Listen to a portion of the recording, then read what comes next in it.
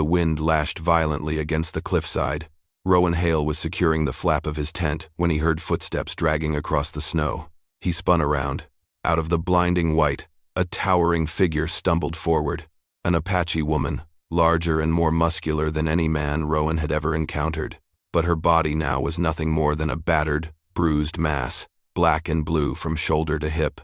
Her clothes were torn, her breathing shallow, fraying like a thread about to snap. She collapsed just outside the entrance. Rowan froze for a few seconds, an instinct born of years surviving danger, then rushed forward, pulling her inside before the howling wind could sweep her back out. A fire was lit, a thick blanket wrapped across her shoulders, a bowl of hot water placed in her hands. Rowan did not ask any questions, nor did he touch the parts of her that made her flinch. Leary, a name trembled from her lips as she looked around, panic rising in her eyes like a cornered animal. In them was a fear Rowan knew all too well. The fear of having to trade one's body just to make it through the night. Through the winds screeching, her voice rasped. "Why did you not touch me?" Rowan met her hollow gaze, his voice steady and solid as stone. "Because you did not want me to." Outside, the storm still screamed. Inside the tent, a different kind of silence began to settle, the kind of silence that warms and keeps people alive through a blizzard night. The next morning, the storm had passed, but the cold still pierced like needles through every crack in the rocks. Rowan opened the flap and looked out, only to see a lifeless sea of white. He thought Leary would leave as soon as she could, but when she stood up, her large legs trembled violently.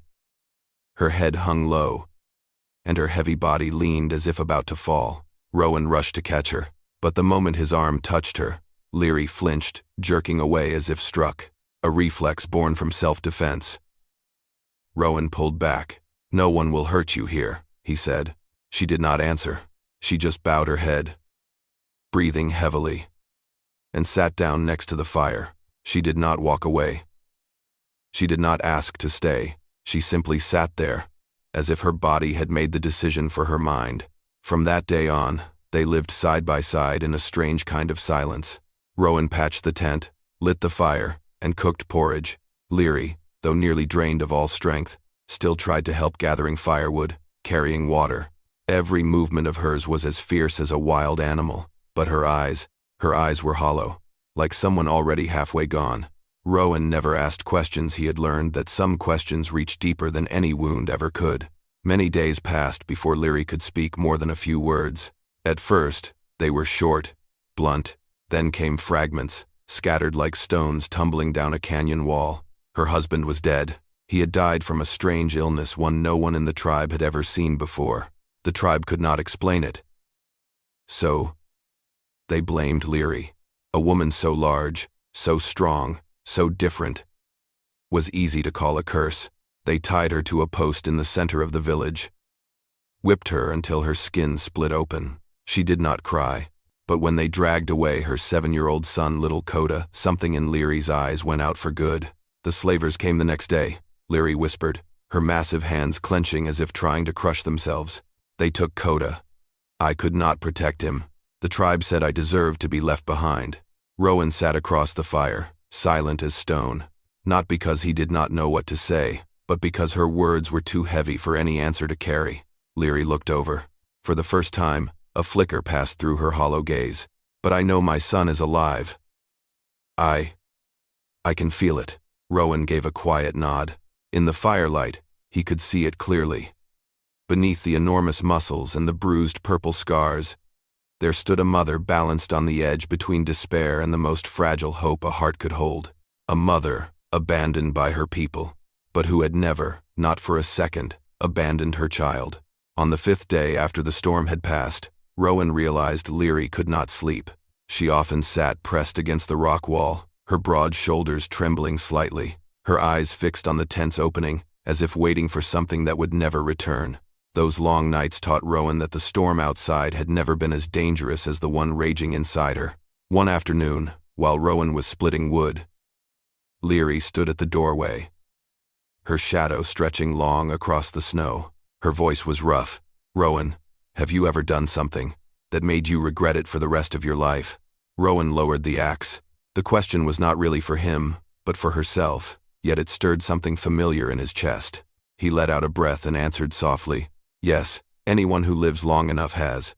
Leary sat down, her large hands resting on her knees, the veins along her arms rising like taut ropes.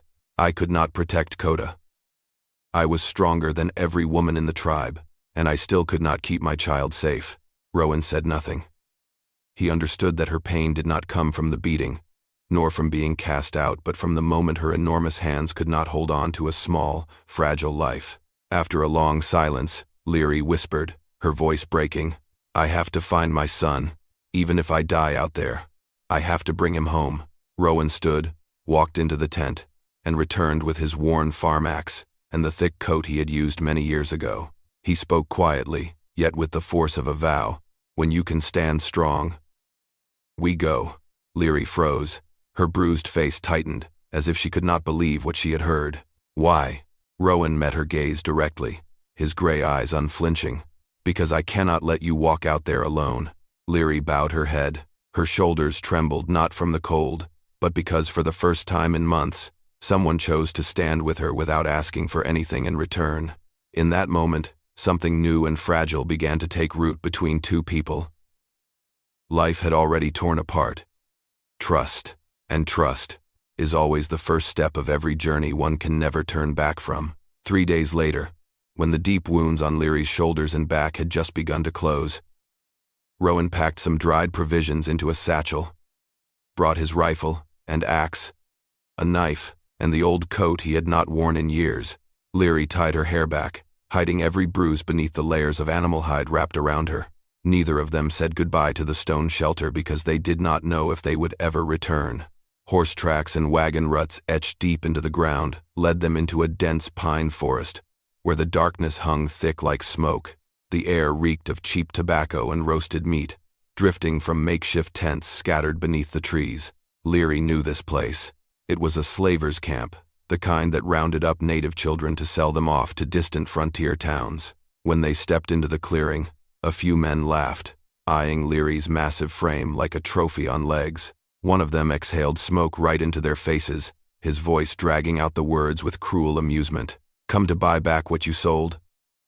No kid leaves this place unless we say so." Leary stood frozen, her whole body taut like a drawn bowstring.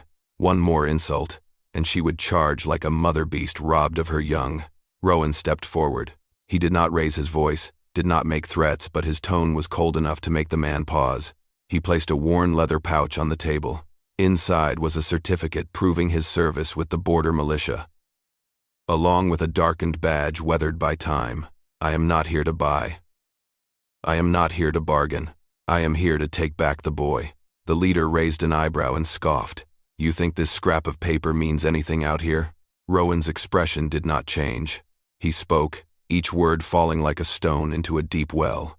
"I once burned 5 bandit camps to the ground because they were keeping a child that did not belong to them. If I have to, I will do it again." The air froze. The slavers glanced at each other, unsure if it was a bluff, but Rowan's eyes, they did not lie. Finally, from one of the tents, a boy was dragged out, thin, dirt-smeared. His eyes widened as if he had just caught the scent of something familiar. "Coda." Leary dropped to her knees. Her massive hands trembled as she pulled him close. She choked back a sob, pressing her face into his filthy hair like she was trying to memorize the rhythm of his breath. The leader jerked his chin. "Take him before I change my mind." Rowan nodded and placed a steady hand on Leary's shoulder. They did not win with brute force. They won with the will of a mother, and the ghost of a man who had once walked through hell. Thank you for being here with me. If this story brought something back for you those dusty afternoons, the sound of hooves echoing deep in your chest, consider subscribing to my channel, so that every day we can sit together again. And I will tell you another story from the West. They left the slavers' camp just as the sun dipped behind the mountains. The final rays of dusk brushed across 3 figures like 3 souls who had just climbed out of an abyss. Rowan looked to the sky, gauged the wind, and chose the path with the fewest tracks, the one less likely to lead to pursuit. Leary carried Coda on her back as if she were carrying her entire world. The child wrapped his arms around her neck, face buried into her shoulder. It was as if only by touching his mother's skin could he believe he was truly alive. After crossing 3 hills, the ground turned soft and cold. Rowan led the way, each step deliberate, as if walking across cracking ice. He knew too well. The slavers could change their minds at any moment. They were used to blood and profit, not to letting prey walk free. On a flat stretch of land, Leary spoke. "Rowan, you can leave us. You do not owe me anything." Rowan did not turn around. He just kept walking, his broad shoulders trembling slightly beneath his coat. "I am not staying." "Because of a debt." Leary hugged Coda tighter. "Then why?" Rowan stopped. For the first time since they began this journey, he looked straight into her eyes. Eyes still marked by shadows. His voice was low and heavy as mountain stone. "Because some roads are worse to return to than to keep walking." He said nothing more. But Leary understood. Anyone who had ever been drained by life and thrown to the side understood. Some people, if they go back, die slowly in silence. So they keep going, not because they are sure of what lies ahead, but because they cannot bear the darkness behind them. Coda lifted his head slightly and tugged gently at Rowan's collar. "Mister, are you tired?" Rowan let out a quiet laugh, the first in many months. "Not as much as your mother." Leary's silhouette dipped slightly, as if that simple sentence had touched the softest part inside her. As night fell, they lit a small fire in a rock hollow, careful not to let the light spill too far. Leary sat close to her son, but her eyes kept drifting toward Rowan, who stood guard at the mouth of the cave.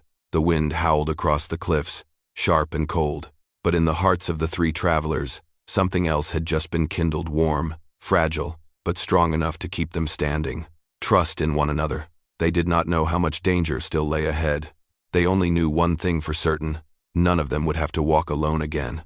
The canyon led them back to the barren lands where Rowan had once built a small stone house tucked against the cliffside. Winter had yet to loosen its grip, but the journey had forged the 3 of them into true survivors. Rowan lit the fire, brought the old stove back to life. Leary laid Coda down in a warm straw bed, then stood quietly at the doorway, gazing at the cabin as if looking at something too good to believe. A place to stay, a place no one could force them to leave. Day by day, they found a rhythm together. Rowan hunted rabbits and patched the stone roof. Coda learned how to chop firewood. Leary used her strong shoulders to haul rocks, rebuild the walls, and raise a new stove.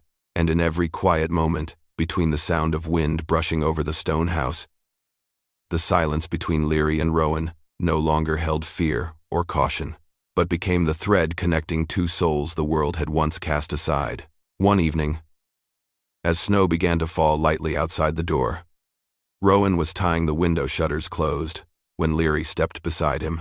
Her towering frame cast a shadow across half the room. She looked at the low-burning fire, her voice rough and low. "Every night is colder without a man around." Rowan froze, not because the words were bold, but because of how she said them, not seductively, but as a bare truth from someone who had lived too long with loneliness and violence. Leary turned to face him. Her eyes, once lifeless, now held a warmth so deep it ached. "That first night," she said, "I thought I had to trade my body just to stay alive." Then she placed her large hand on Rowan's chest so gently, lighter than breath. "But tonight, I choose to." Rowan did not pull her in. He simply placed his hand on her shoulder slowly, firmly, so that Leary would know. In this place, no one would ever force anyone again. She leaned down, her lips meeting his with the awkwardness of someone who had never truly been loved. Rowan wrapped his arms around her, not with a man's hunger, but as if holding a soul returned from the edge of death. That night, the stone house warmed in a way no fire could ever manage. No rush, just 2 people who had once been forgotten, finally finding a reason to believe they were still worthy of being touched with gentleness. And as their breaths mingled, Rowan whispered, "From now on, you will never be cold for another night." Winter had yet to retreat from the canyon, but inside the small stone house, the breath of 3 people had become a new kind of warmth. Rowan taught Coda how to start a fire with flint, while Leary showed him how to tie leather around his wrist to carry a knife into the woods. The smallest sounds, the crack of firewood, the shuffle of footsteps, the rare laugh from Coda brought the house back to life, as if rising from cold ashes. But the world outside would not let go so easily. One gray afternoon, While Rowan was checking traps near the forest's edge, he heard the heavy stomp of hooves and voices carried by the wind. He hurried back. From a ledge above the house, he saw 4 figures at the doorway, 3 Apache men, and an older woman who looked to hold authority in the tribe Leary once came from. Leary stood in front of the door, towering over all of them, her massive frame a wall in itself. But her eyes were not angry. They were cold, cold as steel. Coda hid behind her leg, wide-eyed, remembering the nights he had been dragged from her arms. One of the men tilted his chin and said, "Leary, the tribe wants you to return and make amends. Your husband's death cannot be overlooked. The child must be given back to be raised by elders." Each word sliced the air like a knife. Leary said nothing, only reached back and pulled Coda closer. The simple gesture made the air around them tremble. As Rowan stepped from the trail, all eyes shifted to him. No weapons were drawn, no shouting. But his presence, quiet and solid, was enough to make them tense. Rowan walked to stand beside Leary, uninvited but unwavering. "She is not your property," he said, his voice calm and low, making each word land sharper than a blade. The older woman narrowed her eyes. "You are a white man. You do not understand our ways." Rowan met her stare. "I understand one thing. Anyone who abandons a mother has no right to demand her child back." The words struck deep, exposing the cruelty they had once inflicted on Leary. 2 of the younger men gripped their spears tighter. But the old woman raised a hand to stop them. Leary stepped forward half a pace. Her voice rang out low, steady, and stronger than it had been since the day the blizzard led her here. "I do not belong to the tribe anymore. The day you left me in the snow was the day I died to you." A gust of wind screamed through the cliffs, as if to drive her words deeper. Leary's words were not rebellion. They were burial. A burial of the past, of those who called her cursed, of the bloody nights she had spent tied and beaten. Rowan laid a gentle hand on her arm, not to comfort, but to shield. Coda looked up at his mother, then at Rowan, as if realizing that his family now stood together as the strongest wall he would ever know. The 4 Apache looked among themselves, uncertain. Then, one by one, they turned and made their way down the slope, without another word. When they vanished into the trees, Leary exhaled long and slow, her massive shoulders sinking just slightly. Rowan turned to her and asked softly, "You all right?" Leary looked toward the forest where her tribe had disappeared, then down at Coda, and finally back at Rowan. "I just started living again. I will not let anyone bury me ever again." And Rowan understood in that moment. They were no longer just 3 people under one roof. They had become a family. Spring arrived slowly. The snow melted into thin streams that ran along the cliff walls, carrying away the last breath of a long, relentless winter. On the damp brown earth, tiny green blades of grass began to sprout, fragile, yet determined. Inside the stone house, Coda laughed more. The boy darted back and forth with the wooden knife Rowan had carved for him, shouting in delight whenever he spotted a rabbit near the edge of the forest. Leary built another wall with giant stones that only she was strong enough to lift. Rowan added a new layer to the roof, reset traps, and fixed the stove to vent smoke higher into the air. The house was no longer just for shelter. It was for living. That night, the sky was full of stars. Rowan was sharpening his axe by the doorway while Leary stirred a pot over the fire. The firelight danced on her face, highlighting her strong features, and Rowan realized he had come to see them as something familiar, even comforting, without knowing when it had happened. Coda had fallen asleep early, worn out from a day of play. Leary sat by the fire, looking at her calloused, powerful hands. After a long silence, she said, "Rowan, I used to think my life was over. My husband died. My tribe cast me out. My child was taken. I had nothing left." Rowan paused his sharpening. Leary looked up, the flames reflecting in eyes that had once been hollow. "But then you gave me a place to stay. No questions, no touching, no price to pay. For the first time, I was not treated like bad luck." Rowan said nothing. He stood, walked inside the tent, and returned holding a piece of tanned leather, something he had been quietly working on for many nights. He offered it with both hands, as if presenting something more important than any words. Etched into the hide were 3 simple lines, rough but resolute. Leary. Coda. Hail. Coda. Coda, Coda, Coda, Coda, Coda. Leary froze. Her chest rose and fell. Her breath caught like an invisible hand had gripped it tight. Rowan spoke softly, his voice low and steady as canyon stone. My name may not mean much, but if it gives you and your son a place to belong, I want to share it.